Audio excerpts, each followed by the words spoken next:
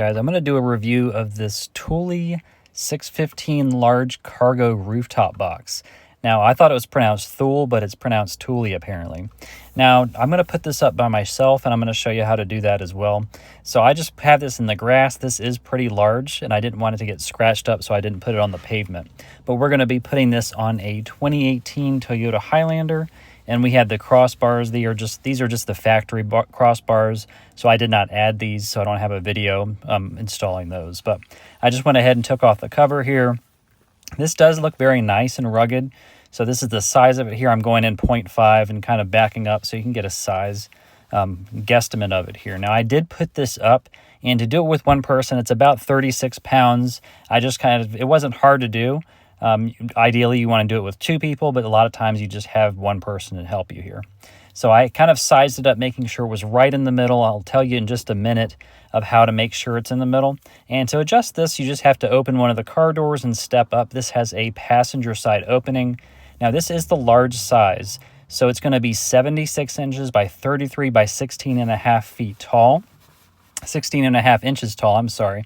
And this just tells you how to lock it, open it. Now, to unlock it, you turn it right, and to lock it, you turn it left. So this is pretty aerodynamic. This is what the front looks like. And then the rear has the similar look to what a car would look like as far as aerodynamics here. So you can see that. So this did feel really nice. And one thing you want to do before locking it into place, make sure that rear hatch opens. And you can see we have plenty of room here. That little fin in the back, as long as it doesn't pass that, you should be fine. So I think this is a good space. I'm going to go ahead and lock it in just a minute. I'm going to show you how to do that. So this is what it looks like here. You kind of want to make sure that it's the middle of it's going to be in the middle of the crossbars. So the most of the weight is going to be right over those crossbars, so it's not going to move any. And I don't think you'll have any issue with that. But this is a good spacing for me, and I was kind of looking up how to space it out, but I couldn't find a lot on the internet. Now, as far as in the back, I kind of lined it up in the middle by these two little rivets going over that little dorsal fin, or I guess you could call it, in the back. It does come with two different keys, which is nice. Now, to unlock it, you're going to turn it to the right, and to lock it, you're going to turn it to the left. So this is what it looks like fully opened up here. I have not attached it to the car yet. I'm going to show you how to do that. And when you open it up, it does come with this bag and some instructions, but we're just going to put that off to the side. This little strap helps you close it as well, and that can help you close it if you're not standing up on this side of the car here like I'm doing. I'm not using a step stool. I'm just standing on the car. Once I kind of open it up, you can either stand on the seat or just on the little side of the car. So this will hold a lot. I was able to put two packages in this, or two suitcases in a lunchbox. Now, the good thing about this is you cannot lock your keys in here. And when you turn the key, it's not going to lock unless all three of these little hinges are locked. So it has three separate hinges, one in the front and then one in the back, and then one in the middle. So it's not just locking in that middle portion, you're getting it locked as well on the sides. And don't worry about the hinges. The hinges are supposed to move as well. So these are very sturdy, these little clamps. I'm going to show you, they just go in right over these little crossbars, and I actually had to open them up because their crossbars are a little bit thicker. So this is what you do. You just push this down into this little slot here. There's slots on either side, and you just want to make sure that the little clamp is on either side of your crossbar. So as we can see it is, we're going to turn it to the right, righty-tighty here, and you're just going to kind of hand tighten this, and at the end I went ahead and tightened it just with another squeeze or two. It does have the little rubber in there, so it's going to grip it really well, that metal to the rubber, and you can kind of just squeeze it really tight, and it's not going to go anywhere. I'm going to show you the results afterwards as far as we did a long trip and the results from that. Now, the second one here basically goes on the other side. You're just going to put on the other side of the crossbar, the far one away from you, and this is what it looks like here. We're going to tighten this one up as well, of course, turning it to the right. And then we have two in the back. I'm going to show you what that looks like. This does have a little tie-down strap. It comes with two, actually, which you can tie down your bags or suitcases. I think these can fit also skis and snowboards in this size as well. So we're doing the back ones here. We have the one closest to me.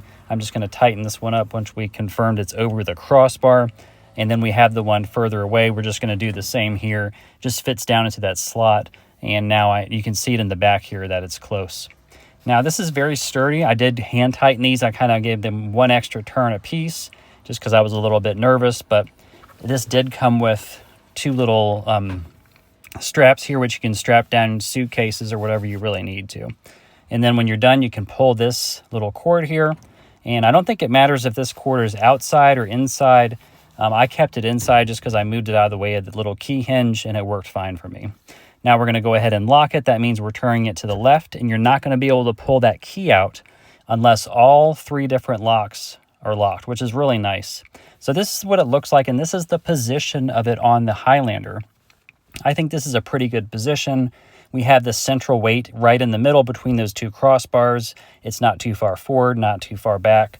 And then we do have a sunroof, so we went ahead and opened it up, and this is what it looks like over a sunroof. We do have some sun that you can get maybe from the front here, and you're not totally enclosed, but it's obviously not in the way of the sunroof opening, even at that tilt location. And so we did put this to the test. We actually were going out of state.